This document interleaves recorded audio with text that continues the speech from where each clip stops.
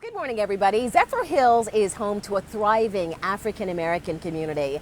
A lot of the black families who live here are descendants of those who came here in the early 1900s.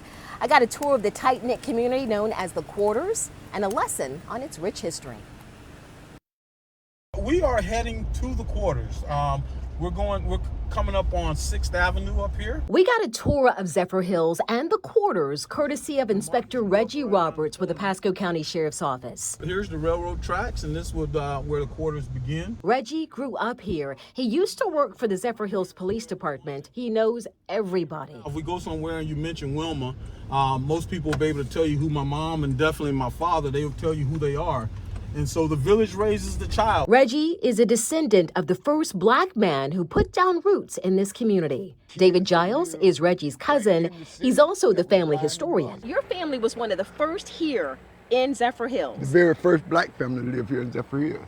My goodness. In 1910, my grandfather come here. He worked for Seaboard Coastline Railroad. Left and came back. He brought the family. And this family's been here ever since. So now, it wasn't even Zephyrhills at the time. What was it? It was called Abbott Station. The name was changed to Zephyrhills that same year in 1910. The railroad is what brought the first black families to this area. The Quarters was the segregated compound where they settled. Jimmy Campbell grew up there. This area here is what is this called? Otis Moody Quarters. And this is one of the four quarters? Yes. Okay, tell me about all the four quarters you got. We have Vine Hills Quarters, then you have Cruising Quarters. This is Otis Moody's Quarters. Then you have Hercules Quarters, which is where the Zephyrhills High School is now. Another big part of this community's village, Miss Irene Dobson. She mentored, taught, sewed clothing for, and disciplined her kids and everybody else's in the Quarters. I understand Miss Dobson is legendary in Zephyrhills. Very much so. She was the type of lady that would bring everybody together. She fought, and she made the rest of us fight for justice and equality in this community. Miss Irene battled City Hall and got dirt roads in the Quarters paved and street lights added.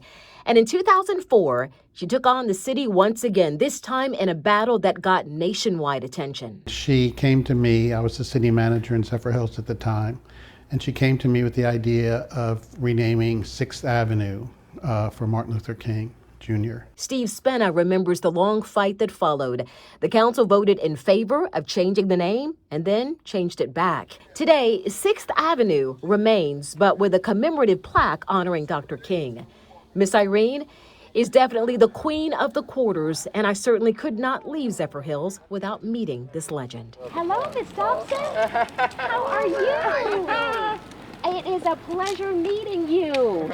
Thank you so much for agreeing to talk to me. Well, good. She's 98 now, and dementia has robbed her of so many precious memories, but not this one. Her message to everybody in the Quarters all those years ago. I talk to them and tell them, look up, do right, get along, tell them how you doing.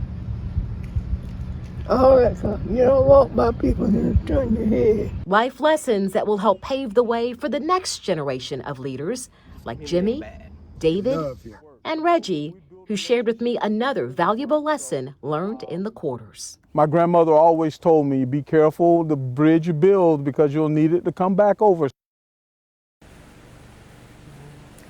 Just incredible. I can tell you, Miss Irene is an absolute gem. She told me, she said, come back, I'm gonna make you a pretty dress, pretty pink dress. Oh man, I certainly wish she could.